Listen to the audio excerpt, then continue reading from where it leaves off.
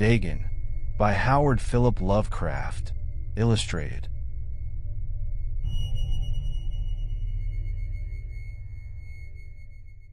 I am writing this under an appreciable mental strain, since by tonight I shall be no more. Penniless, and at the end of my supply of the drug which alone makes life endurable.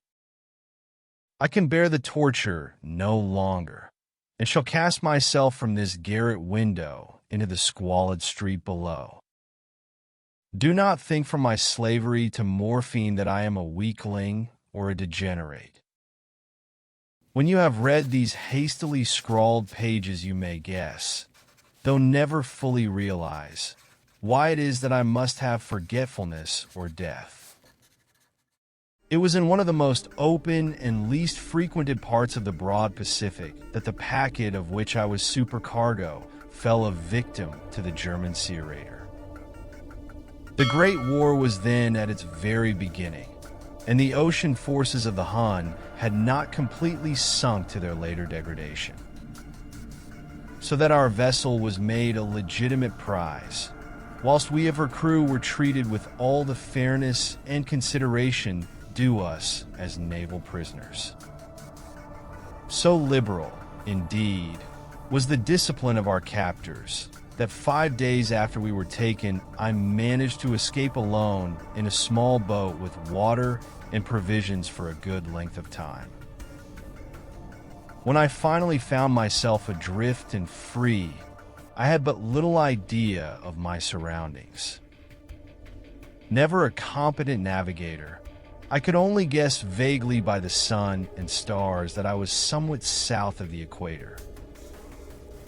Of the longitude, I knew nothing, and no island or coast was in sight.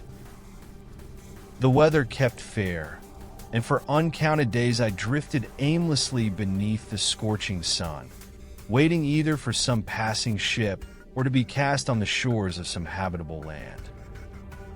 But neither ship nor land appeared, and I began to despair in my solitude upon the heaving vastness of unbroken blue. The change happened whilst I slept. Its details I shall never know, for my slumber, though troubled and dream-infested, was continuous. When at last I awaked, it was to discover myself half sucked into a slimy expanse of hellish black mire, which extended about me in monotonous undulations as far as I could see, and in which my boat lay grounded some distance away. Though one might well imagine that my first sensation would be of wonder at so prodigious and unexpected a transformation of scenery, I was in reality more horrified than astonished. For there was in the air, and in the rotting soil, a sinister quality which chilled me to the very core. The region was putrid with the carcasses of decaying fish, and of other less describable things which I saw protruding from the nasty mud of the unending plain. Perhaps I should not hope to convey in mere words the unutterable hideousness that can dwell in absolute silence and barren immensity. There was nothing within hearing, and nothing in sight save a vast reach of black slime. Yet the very completeness of the stillness and the homogeneity of the landscape oppressed me with a nauseating fear. The sun was blazing down from a sky which seemed to me almost black in its cloudless cruelty, as though reflecting the inky marsh beneath my feet. As I crawled into the stranded boat, I realized that only one theory could explain my position. Through some unprecedented volcanic upheaval, a portion of the ocean floor must have been thrown to the surface, exposing regions which for innumerable millions of years had lain hidden under unfathomable watery depths. So great was the extent of the new land which had risen beneath me that I could not detect the faintest noise of the surging ocean, strain my ears as I might. Nor were there any seafowl to prey upon the dead things. For several hours I sat thinking or brooding in the boat, which lay upon its side and afforded a slight shade as the sun moved across the heavens. As the day progressed, the ground lost some of its stickiness and seemed likely to dry sufficiently for traveling purposes in a short time. That night I slept but little, and the next day I made for myself a pack containing food and water, preparatory to an overland journey in search of the vanished sea and possible rescue. On the third morning, I found the soil dry enough to walk upon with ease. The odor of the fish was maddening, but I was too much concerned with graver things to mind so slight and ordinary a circumstance. I set out boldly for an unknown goal, and all day walked steadily westward, guided by a far-off hummock which rose higher than any other elevation on the rolling desert. That night I encamped, and on the following day still traveled toward the hummock, though that object seemed scarcely nearer than when I had first espied it. By the fourth evening I attained the base of the mound, which turned out to be much higher than it had appeared from a distance, an intervening valley setting it out in sharper relief from the general surface. Too weary to ascend, I slept in the shadow of the hill. I know not why my dreams were so wild that night, but ere the waning and fantastically gibbous moon had risen far above the eastern plain, I was awake in a cold perspiration, determined to sleep no more. Such visions as I had experienced were too much for me to endure again, and in the glow of the moon I saw how unwise I had been to travel by day. Without the glare of the parching sun, my journey would have cost me less energy. Indeed, I now felt quite able to perform the ascent which had deterred me at sunset. Picking up my pack, I started for the crest of the eminence.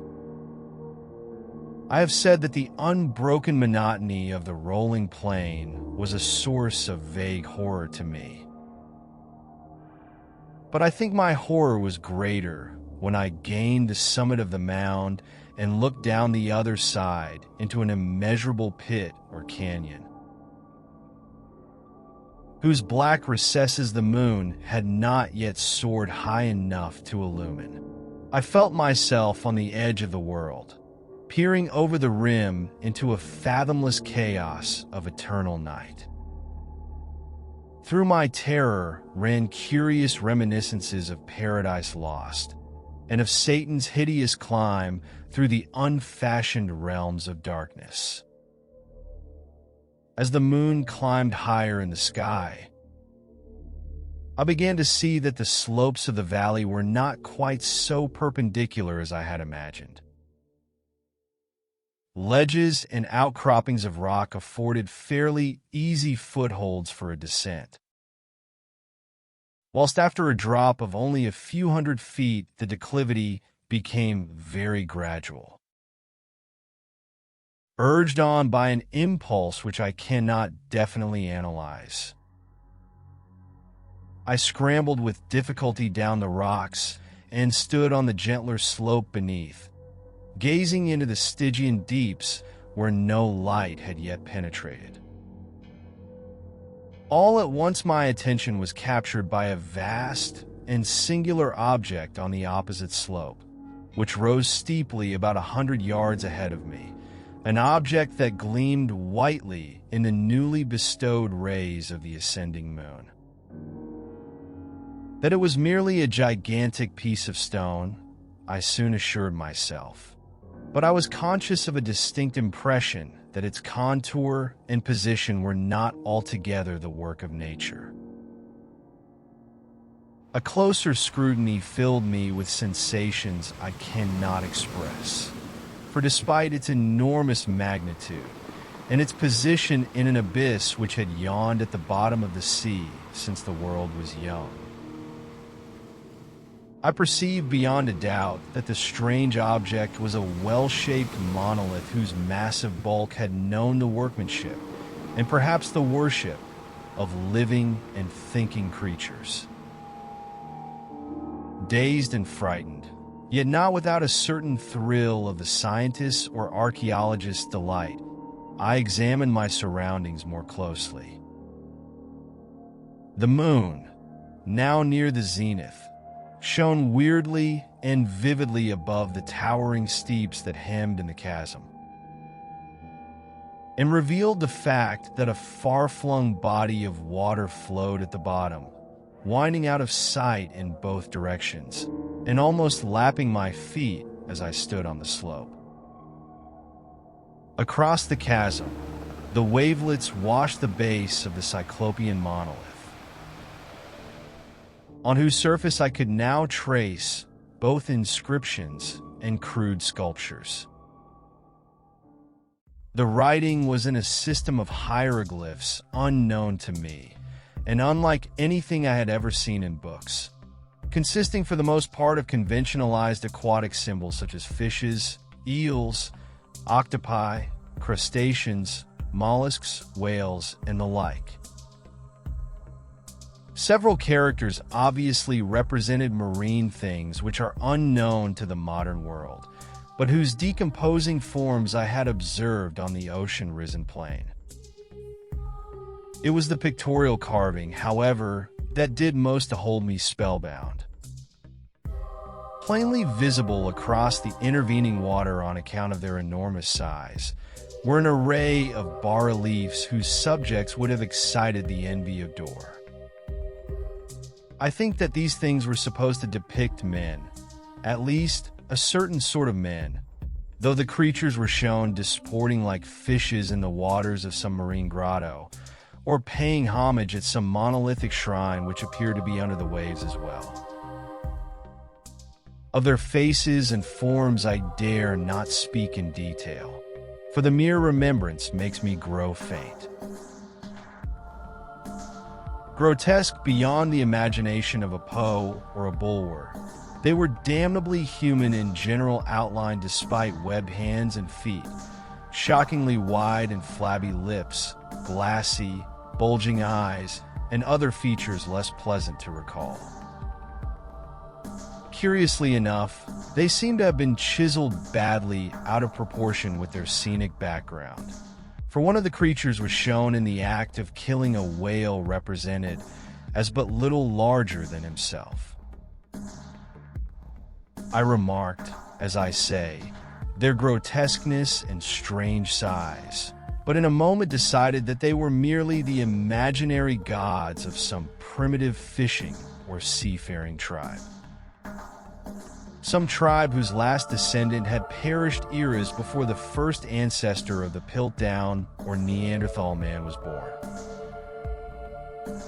Awestruck at this unexpected glimpse into a past beyond the conception of the most daring anthropologist, I stood musing whilst the moon cast queer reflections on the silent channel before me.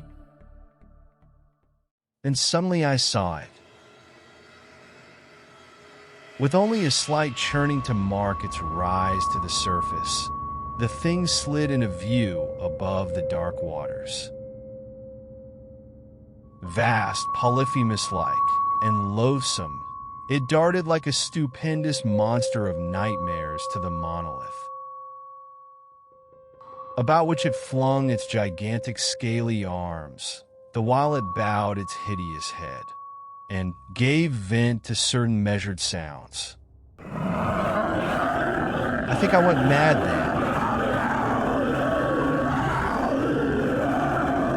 Of my frantic ascent of the slope and cliff, and of my delirious journey back to the stranded boat, I remember little. I believe I sang a great deal and laughed oddly when I was unable to sing. I have indistinct recollections of a great storm sometime after I reached the boat. At any rate, I know that I heard peals of thunder and other tones which nature utters only in her wildest moments.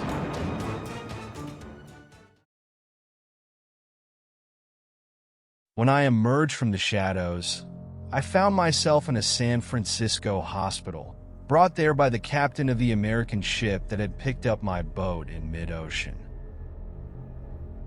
In my delirium, I had spoken much, but my words were given little attention. My rescuers knew nothing of any land upheaval in the Pacific, and I did not insist on something they could not believe.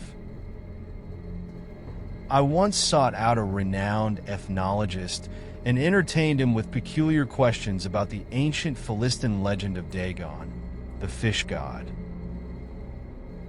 But realizing he was hopelessly conventional, I did not pursue my inquiries further.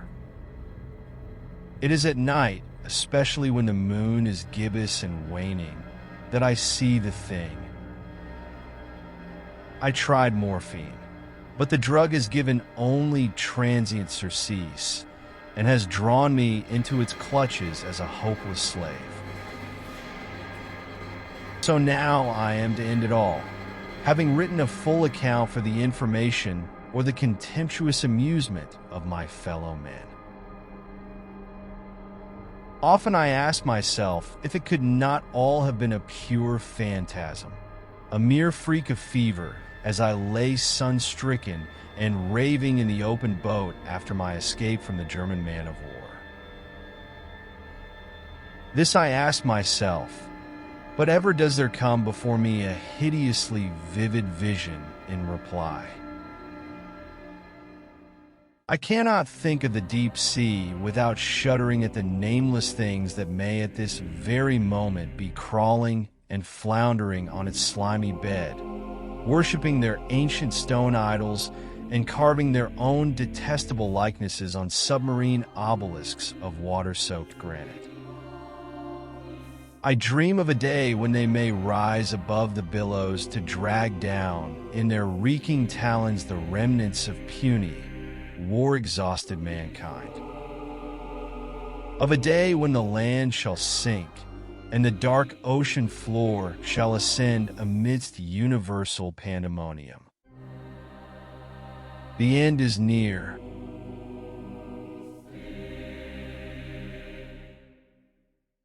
I hear a noise at the door, as of some immense slippery body lumbering against it. It shall not find me. God, that hand! The window! The window!